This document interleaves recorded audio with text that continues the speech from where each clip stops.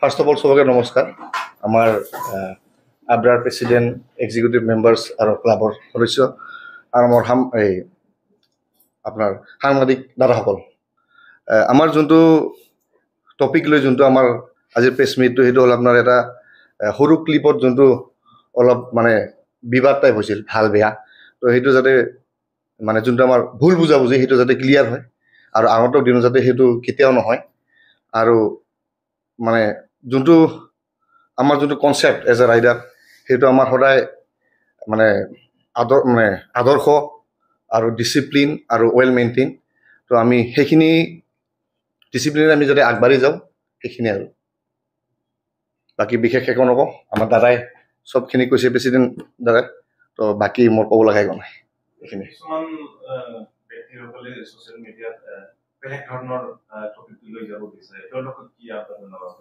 মানে মই তেখেতসকলক এটাই অনুৰোধ জনাম যে যিকোনো বস্তু আগ পাছ নজনাকৈ মানে খালি কমেণ্ট কৰিলে নহয়। মানে গুৰি আৰু যোনটো মানে কথাৰ যোনটো গুৰুত্ব বা যোনটো তাৰ মেইন কি হৈছে কি হোৱা নাই, চব আতি গুৰি জানিহে কথাখিনি ক'লে ভাল হয়। কাৰণ কোৱাটো বহুত কথা কোৱা যায়, কিন্তু তাৰ ফল কি আহে সেইটোহে মেইন। তো সেইকাৰণে মই চবকে অনুৰোধ জনাম যে চবে ভালকৈ বস্তুখিনি জানি শুনি বুজিহে কমেণ্ট বা কিবা এটা আগবাঢ়ক, সেইখিনি আৰু। खुलुमबाय नोंथांमोन मिडिया हाउसनि जाखिनि बाहाय सफैदों, जोंनि अल बड'लेण्ड राइडार एस'सिएशननि जाखिनि प्रेस मिट जादोंमोन आरो बिथाङा जोंना प्रेसिडेन्ट लिअ'आ जाखिनि ब्रिफिं होबाय नोंथांमोननिसिम,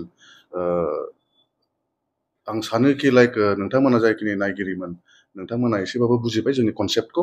मानो होनबा राइडार्स जानोबा जों जेनेबा मा मावबोगासिनो, जोंनिफ्राय जेनेबा ससाइटियाव जों मा दान होबोदों, मा खालामगासिनो, जों मा खालामनो सानदों। माने बुंनो थाङोबा आस ए हल मोनसेल' खोथाखौ आङो बुंनो सानो, जेनेबा जों राइडार हिसाबै बेल' नङा दे मटर साइकेल क्लाब जइन जाबानो जों राइडार्स जानाय, बेल' नङा। जोंना बहुतथा रेसपन्सिबिलिटि थायो। मानो होनबा जोंखौ नायनानै मानसिफ्रा बिराद फल' खालामो। आजिखालि जाखिनि जाफुंसारनाय गथ'फोर दङ, बिथांमोना जोंखौ नायनानै बिराद फल' खालामो। दा ओंखायनो जोंनाबो मोनसे रेसपन्सिबिलिटि दं माने जों सिटिजेन हिसाबै ना, इण्डियानि सिटिजेन हिसाबै। दा बेखौनो बुंनो सानो आङो, जोंनि मोनफ्रोमबो दा 8टा क्लाबाव 8टा MCs बयबो गाव गावनि खामानिखौ मावबोगासिनो, ससियेल सार्भिसबो होबोगासिनो। दा जोङो इडुकेसन डिपार्टमेन्टजोंबो जुरित' थायो। जेनेबा जोंखौहाय एखमबा एखमबा स्पेसियेलि आंखौबो थाङो, बिथांमोनखौबो सोरबा सोरबा जेनेबा जोंखौ जेनेबा कलेजेसफ्राव स्कुल्सफ्राव लेंहरो ना स्पिच होनो थाखाय।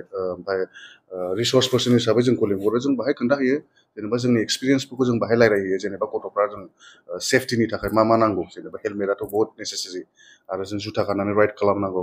ओमफ्राय नोङो सब समाय गावनि ब्लाड ग्रुपखौ मिथिनानै लानाया गाहाम। मानो होनबा जोंनि मानसिफ्रा, आं एखमबा सोङो लोगोफोरखौ, जेनेबा गथ'फोरखौ गावनि ब्लाड ग्रुपखौनो मिथिया, बे खिन्थु बिराद गोनांथि। मानो होनबा बायचान्स जुदि एक्सिडेन्ट जायोबा गावनि ब्लाड ग्रुपखौ मिथिखानाया बिराद इम्परटेन्ट आरो। ओमफ्राय जोङो ट्राफिक रुल्स बेफोरखौ जों फल' खालामनांगौ।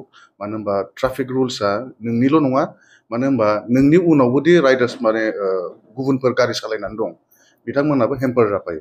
आरो नोंथाङा जुदि ट्राफिक भायलेसन जानानै एक्सिडेन्ट जाबाय बायोबा, नोंथांनिल' बेयो माबा नङा, खहा नङा, नोंनि हल फेमिलियाबो खहा जाफालाङो।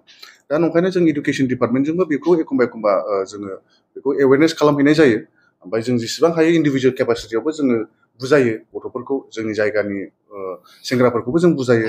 ओमफ्राय जों जेनेबा ट्रेन्सपर्ट डिपार्टमेन्टजोंबो जोङो नांथाबनानै दङ। जेनेबा बिसोरनि रड सेफ्टि उइकआवल' नङा, जेनेबा एखमबा डिस्ट्रिक्ट एडमिनिस्ट्रेसननिफ्राय बहुतथा बिसोरो एवेरनेस केम्पेइन खालामो, प्रग्राम खालामो। दा बेफ्रावबो जों जुरित' थायो। ओमफ्राय आरो जोङो जेनेबा ससियेल वेलफेयार डिपार्टमेन्टफोरजोंबो एन्टि ड्राग्स ड्राइभ खालामनाय, बेफोरावबो जोङो जुरित' दंजोबो। जोंनि जेसेबांखिनि MCs दङ, जोङो इन्डिभिजुवेलिबो थाङो, क्लाब हिसाबैबो थाङो। आरो जोङो बावैसो जोङो अल बड'लेण्ड राइडार हिसाबै जोङो आर्मिफोरजोंबो क'पारेट खालामनानै भिजे दिवास बुस्थुखौ जोङो एवेरनेस खालामदों। मानो होनबा जोंनि जायगायाव भिजे दिवासआ माखौ होनो बेखौनो मिथियामोन। दा बेफोरखौबो जोङो जुरित' थायो आरो। माने जोंना माल्टिफेसेटेड होनजायो आरो ना, मोनफ्रोमबो डिपार्टमेन्टजों जोङो माने जोङो कअर्डिनेट खालामगासिनो दङ। ओमफ्राय जों क'पारेसनबो खालामो, प्लास जिखिनि जोङो माने इण्डियानि सिटिजेन हिसाबै, बेनि सिटिजेन हिसाबै जोंनि मा दायथ' दङ, बे दायथ'खौ जोङो बयनिबो बे जोंनि रेसपन्सिबिलिटि, बेखौ जोङो फालिगासिनो। दा बेखौल' मिथिजानो लुगैयो आं मानसिफोरखौ, माने एसे एनै फिसा फिसौ क्लिप्सखौ लानानै जे नेगेटिभ कमेन्ट्स होनांगौ बा नेगेटिभ भाइरेल खालामनांगौ, बे नङा, बे गोनांथि नङा। मानो होनबा बुंग्रायाथ' बुंखायो नङा होमबा, खिन्थु जों बयबो साइलेन्टलि मावग्रासो जोंथ' बहुत मावबोगासिनो दहाय जेरै प्रेसिडेन्टआ बुंदों रिलिफ केम्प जेनेबा बे होखारजानायफोर इभिक्सन खालामनायफ्राव जों थांदों ब्लाड केम्प खालामबाय थायो जोङो इयारलि खालामो जोङो ओमफ्राय जोङो जेनेबा डिस्ट्रिक्ट ट्रेन्सपर्ट अफिसजोंबो जों एभ्रि इयार खालामो बेफोरखौ दा बेफोरखौ जोंखौ नुहुरालाबासिनो बबेबा एंगेलजों फिसा क्लिप खेबनानै आपल'ड खालामनायखौ जे नोंथांमोना गासिबो गाज्रिजोब बेफोर बुंनाया मोजां नङा आरो माने बयखौबो मोनसे कालारजों फुननाया मोजां नङा मानो होनबा जोंहा रेसपन्सिबोल मानसि जोंनाव रेसपन्सिबिलिटि दङ दा जोङो जोंनि रेसपन्सिबिलिटिखौ जिन्दगि नागारनाय नङा ओमफ्राय मटर साइकेल क्लाब हिसाबै बेनोसै थौरनि बेलायावहाय नोंथांनि अबे थौरा एकदम बेस्ट मोमेन्ट आरो अबे नोंथांनि थौरा वर्स्टमोन बेखौ एसे एक्सपिरियेन्स दंबा नायग्राफोरनो खिन्थाना होनो हागोन नामा?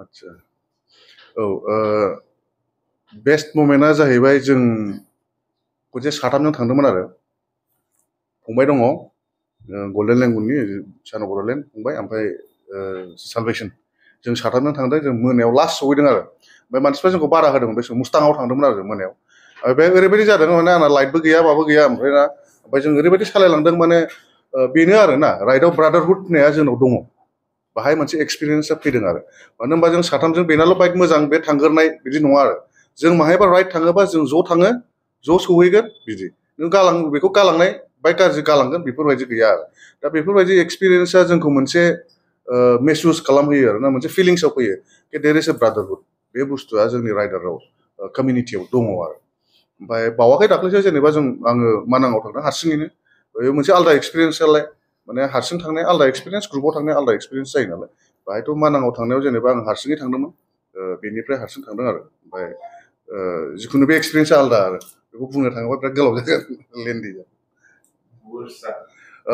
वर्स्टआथ' मारै वर्स्ट होनायथ' गैया मानो होनबा राइडिंआथ' जोंनि पेसनसो नालाय जों मटर साइकेल क्लाबखौ माने जोंनि पेसना राइडिं नालाय नंखायनो जों एमसिएसआव हाबनाय जादों बा एमसिएसखौ फर्मेसन खालामनाय जायो जोंनि पेसनसो नालाय बाहाय नों बाइकआव जिरायनाय लोगो लोगो जोंना बाहाय माने वर्स्ट होननायानो गैखाया आरो जिरायनो मोनबानो जोंना सान्तिसो हेभेनाव थांनायफोरबायदि